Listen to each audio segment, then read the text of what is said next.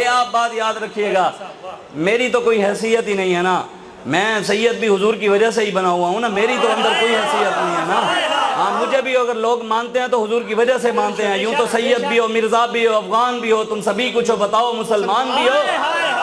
میرا باپ بھی یہاں بیٹھا ہو، کوئی بندہ کھڑے ہو کر میرے باپ کو گالی دے، میں اگر اس کو جواب بھی نہ دوں تو بندہ کہے گا اپنے باپ کا ہی نہیں ہے، یہی کہیں گے نا لوگ۔ بھئی اگر میرے باپ کو کوئی گالیاں دیتا رہے، اگر تھپڑ بھی مار دے، میں چپ کر کے دیکھتا رہوں بھی چنگا ہو رہا ہے، کوئی کہے گا بھئی یہ اپنے باپ کا ہی نہیں ہے، غیرت ہوتا تو اٹھ کر جواب دیتا، کم از کم اس کا گریبان پکڑتا، اس کو تھپڑ مارتا، بھی باپ کی غیرت تو کرتا۔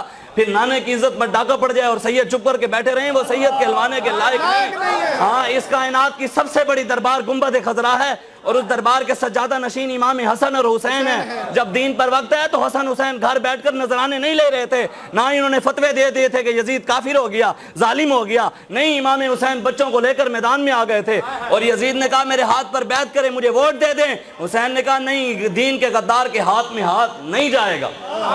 عاشق سوئی حقیقی جیڑا قتل معشوق دے مننے ہو، عاشق سوئی حقیقی جیڑا قتل معشوق دے مننے ہو، سچا عشق حسین علی دا باہو، سر دے وے راز نہ بھنے ہو۔ پر میں سر دے دیا امام حسین نے، لیکن دین پر آنچ نہیں آنے دی۔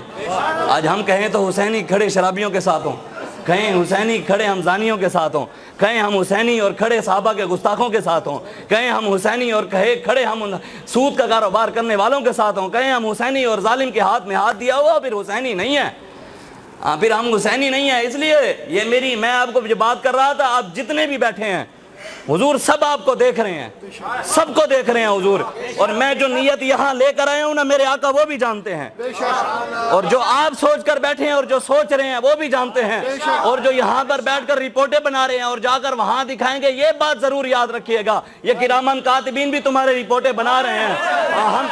ہم تو پرچے بھگت رہے ہیں اور بھگت بھی لیں گے، اور ضمانتوں کے ذریعے حضور کی نالین کی خاک کے صدقے آ بھی جائیں گے باہر، لیکن وہاں پر بھی ایک عدالت لگے گی، اور یہ پرچے وہاں بھی پیش ہوں گے، وہاں ضمانتی صرف رسول اللہ ہی ہوں گے۔ ہاں کچھ وقت کی خاموشی ہے، پھر شور آئے گا، تمہارا صرف وقت ہے، ہمارا دور آئے گا انشاءاللہ۔ زندہ باد، زندہ باد، تاجدار ختم نبوت، زندہ باد، زندہ باد، تاجدار ختم نبوت، زندہ باد، زندہ باد۔ میں نے آپ کو کہا ہے حضور دیکھ رہے ہیں، بس نعرہ ایسے لگانا ہے کہ یہ حضور جانتے ہیں۔ یہ نعرہ تو وہ بابا جی سناتے ہیں کہ میرے پاس ایک بندہ آیا جو بندی تھا، اس نے آ کر مجھے کہا کہ میں نے خواب میں دیکھا، روضہ رسول کے پاس میں موجود تھا، خواب میں حضور کی زیارت کی، اور حضور کے پاس کچھ نوجوان ہزاروں کی تعداد میں حضور کی بارگاہ میں لائے گئے۔ حضور نے پوچھا یہ کون ہے، تو فرمایا یہ لبیک والے ہیں، تو حضور نے کہا نعرہ لگاؤ پھر۔ سبحان اللہ، بابا جی لبیک، لبیک یا رسول اللہ لبیک، لبیک، لبیک، یا رسول اللہ لبیک، لبیک، لبیک۔ یہ تو قرآن کی آیت ہے، النبی اولیٰ بالمومنین من انفسہم، اللہ نے ارشاد فرمایا نبی تمہاری جانوں سے بھی زیادہ قریب ہیں۔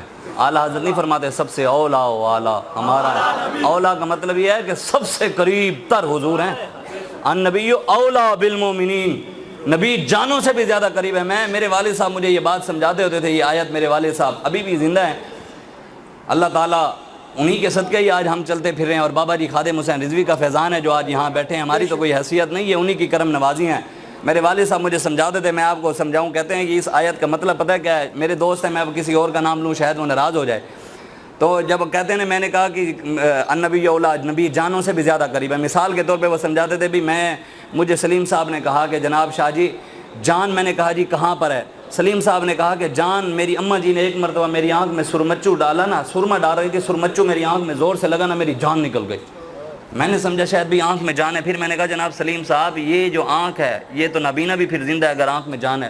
تو انہوں نے کہا جناب ایک مرتبہ استاد صاحب کے پاس گیا پڑھنے، تو سبق نہیں آ رہا تھا، استادوں نے ڈنڈا مارا میرے ہاتھ پر تو میری جان نکل گئی۔ میں نے کہا شاید ہاتھ میں جان ہے، ہاتھ کٹا پھر کیسے زندہ ہے؟ کہتے جی بس جی مجھے نہیں پتا، ایک مرتبہ اماں جی سے لڑائی ہوئی، گھر سے بغیر جوتی پہن کر چلا گیا، راستے میں کانٹا چبھا تو میری تو جان نکل گئی۔ میں نے کہا شاید پیر میں جان ہے، تو پھر میں نے کہا پیر کٹا کیسے زندہ ہے؟ کہتے شاہ جی مجھے نہیں پتا، ایک بندہ پہاڑ سے گرا بچ گیا، چار پئی سے گرا مر گیا، پتہ نہیں جان کہاں ہے۔ میں نے کہا یا اللہ تیرا حبیب تو جانوں سے بھی زیادہ قریب ہے اور تو کہاں بستا ہے؟ رب نے کہا وَنَحْنُ أَقْرَبُ إِلَيْهِ مِنْ حَبْلِ الْوَرِيدِ، اور میں شہرک سے بھی زیادہ کروں گا. یا اللہ ہم تو پہلے بھی یہاں مشکل میں ہیں, ہمیں تو یہ نہیں پتہ بھی جان کا ہے, اب شہرک کہاں سے ڈھونڈیں.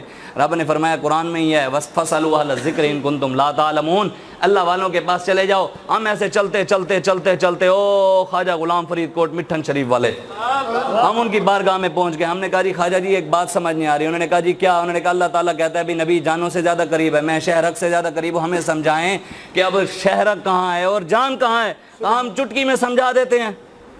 جی کیسے سمجھائیں گے؟ کہا یارو جہاں جان وہاں شہرک, جہاں جان وہاں شہرک, جہاں شہرک وہاں جان. کہا جہاں خدا وہاں مصطفیٰ, سبحان اللہ. جہاں خدا وہاں مصطفیٰ, جہاں مصطفیٰ وہاں خدا. کہا میاں یہ لفظاں دے جھیڑے ہیں, مطلب یہ لفظوں کی ہیر پھیر ہے. ابھی ایک شہرک سے زیادہ قریب ہے, ایک جان سے زیادہ قریب ہے, بس لفظ چینج ہے, باقی ہیں دونوں ہی ایک. محمد محمد کریں دے ہیں جی, محمد محمد کریں دے گزر گئی, احد نال احمد ملیں دے گزر گئی, خدا کو ڈٹھو سے محمد دے اولے, محمد محمد پکیں دے گزر گئی. حقیقت محمد دی پا کوئی نہیں سکدا, اتھاں چپ دی جاہے الا کوئی نہیں سکدا. ڈاڈھے علیسو عمل ہفت تھی سن, عمل ہفت تھائے ہوئے ولا کوئی نہیں سکدا. اساں نت محمد دیا ناتاں بڑے سوں, اساں وانگ ناتاں بڑا کوئی نہیں سکدا. مذاہب تے جھگڑے اساں چھوڑ بیٹھے, پر محبت تے جھگڑا چھڑا کوئی نہیں سکدا. ہمارے کہا میاں اے لفظاں دے جھیڑے ہیں, ڈوہیں راہ دے ہکے ویڑے ہیں. ایک ویڑا سمجھتے ہیں نا آپ سراکی میں کہتے ہیں جو پورے گھر والے جس ویڑے میں رہتے ہیں, میاں اے لفظاں دے جھیڑے ہیں, ڈوہیں راہ دے ہکے ویڑے ہیں. اے ویڑے کیڑے ہیں ایمان والے جیڑے ہیں.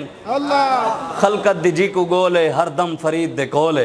بس ہاں حضور سے, حضور جانتے ہیں, حضور ہماری جانوں سے بھی زیادہ قریب ہے, حضور دیکھ رہے ہیں, بس حضور کے ساتھ محبت اتنی کرنی ہے. لبیک یا رسول اللہ کا نعرہ یہ تو قسمت کی بات ہے نا, اللہ تعالیٰ نے ہماری زبانوں, کسی کی قسمت میں کسی کا نعرہ ہے, کسی کی قسمت میں کسی کا نعرہ ہے, کسی کی قسمت میں کسی کا نعرہ ہے. اور جو کسی اور کا نعرہ لگا رہے ہیں نا وہ اس کو دیکھ نہیں رہا, لیکن جن مالکوں کا ہم نعرہ لگا رہے ہیں وہ گنبد خضراء میں بیٹھے ہمیں دیکھ رہے ہیں, وہ مالک ہمیں دیکھ رہے ہیں. اس لیے وہ کہا ہے پشیمانہ ہو شرمساروں سے کہہ دو, حضور آ گئے غم کے ماروں سے کہہ دو. پشیمانہ ہو شرمساروں سے کہہ دو, حضور آ گئے غم کے ماروں سے کہہ دو. وہ چلے ہیں سوئے عرش اعظم, وہ چلے ہیں سوئے عرش اعظم, ادب سے رہیں چاند تاروں سے کہہ دو.